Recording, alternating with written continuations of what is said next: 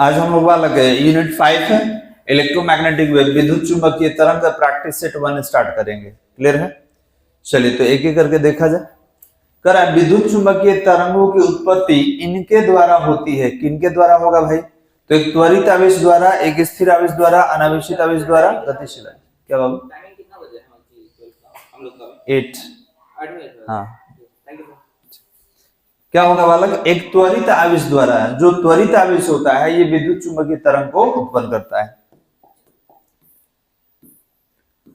चलिए अगला क्वेश्चन है कि दूर संचार के लिए उपयुक्त विकिरण कौन सा विकिरण है?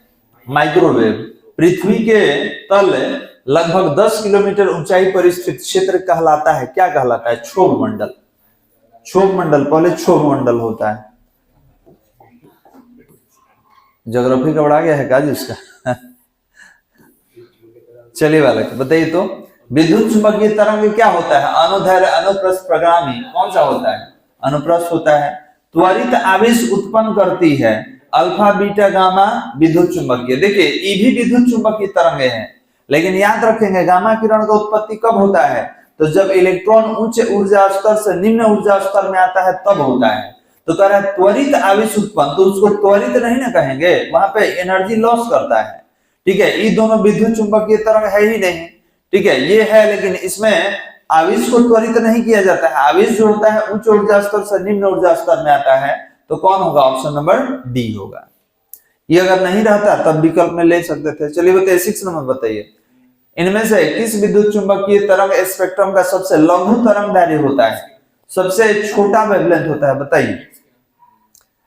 बिल्कुल गलत, गामा का। इसका आवृत्ति बहुत ज्यादा होता है, आवृत्ति बहुत ज्यादा, तो तरंग का लंबाई क्या होगा? सबसे छोटा होगा। चलिए नेक्स्ट बताइए।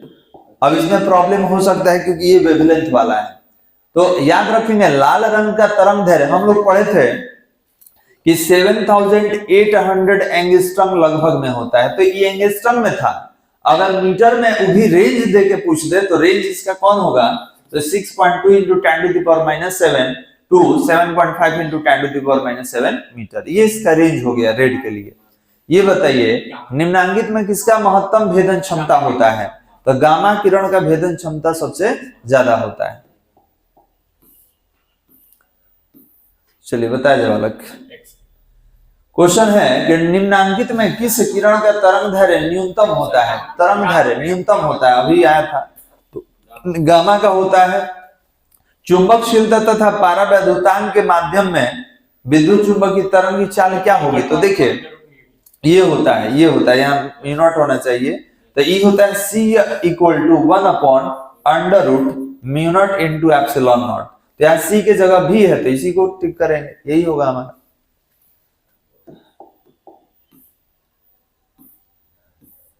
चलिए कह किस क्षेत्र में समय के साथ परिवर्तित होने वाले विद्युत क्षेत्र को क्या कहा जाता है? विस्थापन धारा कहा जाता है। किस तरंग में विद्युतीय क्षेत्र तथा चुंबकीय क्षेत्र परस्पर एक दूसरे के लंबवत होते हैं? अनुप्रस्थ में नहीं होते हैं। रेडियो तरंग में विद्युत चुंबक, हाँ होगा जी, इसमें भी होगा। अनुप्रस्थ तरंग में दोनों होता है, विद्युतीय और चुंबकीय, सभी में होगा। Option number D.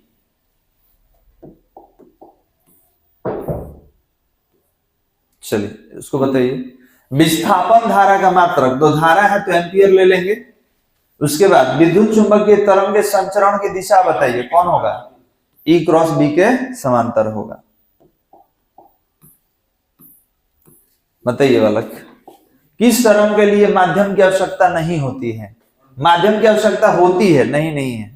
ठीक है, ज्यादातर नहीं वाला पूछा जाता है, लेकिन यहाँ पर होती है। तो याद रखेंगे अनुप्रस्थ तरंग के लिए माध्यम का जरूरत नहीं है, इसके लिए भी नहीं है, इसके लिए नहीं, इसके लिए जरूरत होता है ध्वनि तरंग के लिए, जो हम बोल रहे हैं और आप सुन रहे हैं। तो बिना एयर का थोड़ी आपके पास जाएगा, तो एयर को चलने के लिए माध्यम हवा चाहिए, तो माध्यम की आवश्यकता होती है, दे रहा है, तो किसके लिए होगा? ध्वनि तरंग। अगला क्वेश्चन है कि विद्युत चुंबकीय तरंग में विद्युतीय और चुंबकीय क्षेत्रों के बीच कालांतर कितना होता है? 90 डिग्री π/2 होता है। चलिए 70 नंबर है, विद्युत चुंबकीय तरंग की चाल किसके बराबर होता है? प्रकाश तरंग की चाल के बराबर होता है। 1 by mu naught epsilon not का बीमा क्या है, तो देख लीजिए, निकाल दे रहे हैं, देखिए इधर 1 upon under root mu naught into epsilon naught, इसी के बराबर होता है। सी को प्रकाश कहते हैं, प्रकाश का वेग कहते हैं। तो ये देखिए रूट में नहीं है तो स्क्वायर कर दीजिए दोनों तरफ, तो 1 upon mu naught into epsilon not होगा, तो ये भी सी स्क्वायर होगा। प्रकाश के वेग का बीमा होता है एल टी इनवर्स 1, इसका स्क्वायर कर दीजिए, तो स्क्वायर कीजिएगा तो एल स्क्वायर टी इनवर्स 2, ए नंबर होगा। क्लियर है बालक?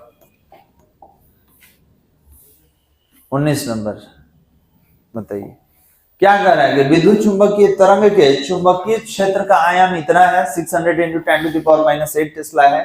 तो विद्युतीय क्षेत्र का आयाम बताइए। देखिए इसको हम निकाल दे रहे हैं, याद रखेंगे फॉर्मूला है E naught upon B naught equal to C है। तो हमसे किसका आयाम पूछ रहा है? विद्युतीय क्षेत्र का। तो जब E नॉट निकालिएगा तो क्या होगा? B नॉट इंटू C होगा। B नॉट का वैल्यू कितना है? 600 इंटू 10⁻⁸ है। और C क्या होता है? प्रकाश का वेग। प्रकाश का वेग बताइए, 3 × 10⁸। तो 8 तो 8 से कैंसिल हो जाएगा, तो ये कितना होगा? 1800 न्यूटन पर कूलम, क्योंकि विद्युत क्षेत्र का तीव्रता का मात्रक न्यूटन पर कूलम। ऑप्शन नंबर,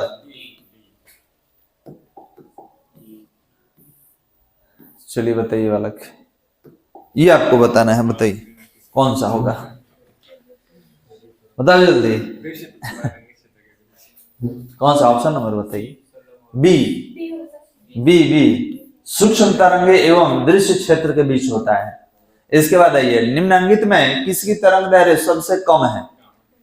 तरंग दैर्घ्य सबसे कम है, गामा है, इसमें गामा बोल रहा है। बताओ कौन सा होगा? है? बहुत अच्छा। देखिए गामा के बाद, गामा के पहले एक्स किरण होता है, तो याद रखेंगे इसका आवृत्ति गामा से कम है।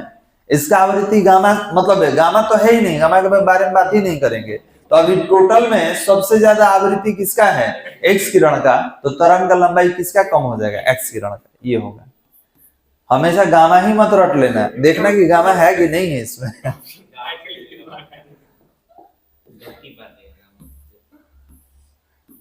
इसमें ये तो याद होगा हमको लग रहा है। संचार उपग्रह की पृथ्वी की सतह से दूरी 36,000 किलोमीटर बताया गया था। ठीक है, इसके बाद है रडार तथा दूर संचार में किस विद्युत चुंबकीय तरंग का उपयोग किया जाता है? बताइए। माइक्रोवेव। 1 मिनट, रडार है ना जी? हाँ माइक्रोवेव होगा, माइक्रो तरंग।